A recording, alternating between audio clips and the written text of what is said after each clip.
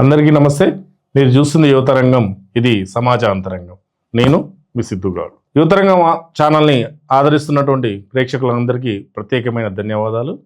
ఇప్పుడు వరకు ఎవరైతే సబ్స్క్రైబ్ చేయలేదో వాళ్ళందరూ సబ్స్క్రైబ్ చేయండి. మేము ఇచ్చే విశ్లేషణ పైన మీ యొక్క అభిప్రాయాన్ని కామెంట్ రూపంలో తెలియజేయండి. ఈరోజు మనం చర్చిస్తున్నటువంటి అంశం గద్దర్ అవార్డ్స్. సినీ కళాకారులకు అవార్డ్స్ అనేవి అలంకారం. సినీ కళాకారులకు అవార్డ్స్ అనేవి ఉత్సాహాన్ని రెట్టింపజేసేటువంటి ప్రోత్సాహకాలు. అందుకే ప్రతి కళాకారుడు తన మైలురాయిగా చెప్పుకోవడానికి నాకు ఇన్ని అవార్డులు వచ్చినాయి, నేను ఇన్ని చేరుకున్నాను అని చెప్పుకుంటాడు. ముఖ్యంగా తెలుగు సినీ పరిశ్రమలో చూసినట్లయితే గత ఉమ్మడి ఆంధ్రప్రదేశ్లో సినీ కళాకారులకు నంది అవార్డు అనేది చాలా ప్రోత్సాహకం.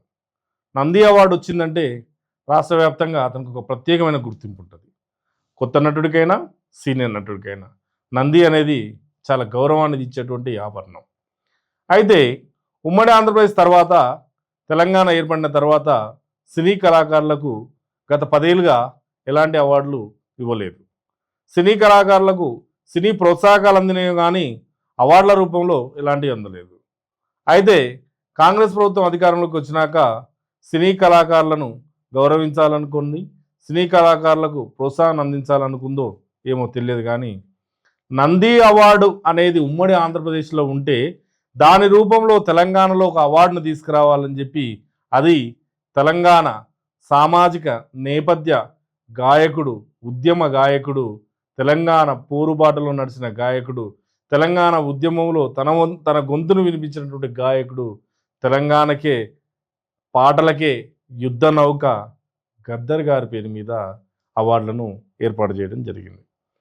గద్దర్ గారి పేరు మీద అవార్డులు ఏర్పాటు చేసినప్పుడు గద్దర్ గారిని అవార్డులను యాక్సెప్ట్ చేయని కోణాలు ఉన్నాయి, యాక్సెప్ట్ చేసేటటువంటి కోణాలు ఉన్నాయి. యాక్సెప్ట్ చేయనటువంటి కొందరు నాయకులు, కొన్ని పార్టీల నాయకులు విమర్శలు ఇచ్చారు. చాలామంది గద్దర్ పైన అవార్డు ఏర్పాటు చేయడాన్ని హర్షించారు. ఒక గాయకుడు, సామాజిక నేపథ్యం ఉన్న గాయకుడు, విప్లవ గాయకుడు, ఉద్యమ గాయకుడు, తెలంగాణ ఉద్యమంతో సంబంధం ఉండి తెలంగాణ కోసం పోరుబాట పట్టినటువంటి, తెలంగాణలో తన గానాన్ని వినిపించి జనాలను చైతన్యం చేసినటువంటి, సామాజిక నేపథ్యంలో తన గానాన్ని వినిపించి ప్రజలను చైతన్యం చేసినటువంటి గాయకుడైనటువంటి గొప్ప గాయకుడు గద్దర్ గారిని గౌరవించుకుందాం, ఆయన పేరు మీద ఏర్పాటు చేసినటువంటి అవార్డులను స్వాగతిద్దామన్న వాళ్ళు కూడా ఉన్నారు. అయితే ఈ అవార్డులను ఏర్పాటు చేసి కాంగ్రెస్ ప్రభుత్వం ఉగాది నాడు ఈ అవార్డులను అందజేయడం జరుగుతుంది. ఇప్పుడు ఈ నెల 19న ఉగాది నాడు గద్దర్ అవార్డుల యొక్క అందజేత ఏర్పాటు చేయడం జరిగింది. ఈ గద్దర్ అవార్డులను ఏర్పాటు చేయడంలో కొంచెం నేపథ్యం చూసినట్లయితే సినీ చరిత్రలో తెలంగాణకు గతంలో ఇంతగా ప్రాధాన్యత లేకపోయేది.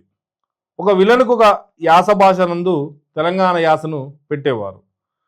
హీరోలకు లేదంటే సినిమా నేపథ్యాల కాడికి వచ్చేసరికి కొన్ని సినిమాలే, అన్ని కాదు, కొన్ని సినిమాల్లో అవకాశం ఇచ్చారు తెలంగాణ నేపథ్యానికి, తెలంగాణ మట్టి వాసనకు, తెలంగాణ భూమికి ఉన్న ప్రాధాన్యతకు, తెలంగాణ గడ్డపై ఉన్న సామాజిక నేపథ్యానికి, తెలంగాణతో ముడిపడి ఉన్నటువంటి సామాజిక అంశాలకు కొన్ని సినిమాల్లో, మా భూమి, దండోరా ఇలాంటి సినిమాల్లో తెలంగాణ సామాజిక నేపథ్యాన్ని ఇచ్చారు. జైబోలో తెలంగాణ కానివ్వండి, తెలంగాణ ఉద్యమ నేపథ్యాన్ని వివరించింది. అదేవిధంగా ఫిదా సినిమాలో తెలంగాణ యాసను తీసి ప్రపంచం అంతా తెలియజేసేటట్టు, అది కూడా హీరోయిన్ తెలంగాణ యాసలను మాట్లాడుకునే విధంగా తెలంగాణకు ప్రాధాన్యత ఇచ్చారు. తెలంగాణ మట్టి పరిమళం చాలా గొప్పది. తెలంగాణ భూమి చాలా గొప్ప విప్లవ నేపథ్యం గల భూమి. తెలంగాణ భూమి సాయుధ పోరును నడిపినటువంటి భూమి. ఈ నేలకు అంత సామాజిక నేపథ్యం ఉంది. అలాంటి సామాజిక నేపథ్యంతో సినిమాలు ఉండాలి. సత్యజిత్ రాయ్ ఏమంటారంటే, మనిషి యొక్క నిజమైన ప్రతిరూపమే, మనిషి బతికినటువంటి ప్రతిరూపమే, మనిషి జీవించినటువంటి విధానానికి ప్రతిబింబమే సినిమా. అలా ఉండాలని చెప్పి సత్యజిత్ అంటారు.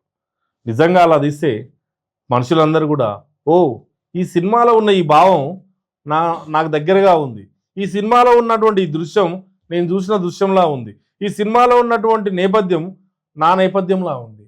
ఇలా మనిషి, ఒక సగటు ప్రేక్షకుడు ఆ సినిమాను ఓన్ చేసుకోగలుగుతాడు. కాబట్టి ఈ మధ్య చూసినట్లయితే తెలంగాణ సామాజిక నేపథ్యం, తెలంగాణ ఉద్యమ నేపథ్యం, తెలంగాణకు సంబంధించిన మట్టి వాసన, తెలంగాణ ఉద్యమ స్ఫూర్తి, ఇవన్నీ కూడా సినిమాలలో మొదలవుతుంది. ఈ మధ్య శ్రీకాంత్ వాళ్ళ అబ్బాయి తీసినటువంటి సినిమా ఛాంపియన్, ఆ ఛాంపియన్ సినిమాలో చూసినట్లయితే తెలంగాణ సాయుధ పోరాటం ఏదైతే ఉందో ఆ సాయుధ పోరాటంలో కీలకంగా ఉన్నటువంటి బైరాం కూడా ఏదైతే ఉందో ఆ ఉద్యమ ఘట్టాన్ని ఈ సినిమాకు కనెక్ట్ చేసి చాలా చక్కగా వివరించడం జరిగింది. కాబట్టి సినిమాల్లో తెలంగాణ పట్ల సినీ దర్శకుల యొక్క ఆలోచనలు, తెలంగాణ పట్ల సినిమా తీసే విధానం తెలంగాణ పట్ల మారిపోయింది. కాబట్టి గద్దర్ యొక్క పేరు మీద అవార్డులు ఏవైతే ఉన్నాయో ఆ అవార్డులు ఇచ్చిన విధానం కూడా స్వాగతిద్దాం. ఇప్పుడు ఈ 19 నాడు ఇచ్చేటువంటి గద్దర్ అవార్డుల్లో ముందుగా ఏదో కమర్షియల్ సినిమానా ఇంకేదో సినిమాకు అవార్డు వేయడం కాకుండా చాలా చక్కగా ఎంపిక చేయడం జరిగింది. చూసినట్లయితే రాజు వెడ్స్ రాంబాయ్ సామాజిక ప్రేమ కథా చిత్రం ఏదైతే ఉందో గ్రామీణ నేపథ్యంలో ఉన్నటువంటి ప్రేమ కథా చిత్రం, ఆ చిత్రాన్ని ఉత్తమ చిత్రంగా ఎంపిక చేయడం జరిగింది.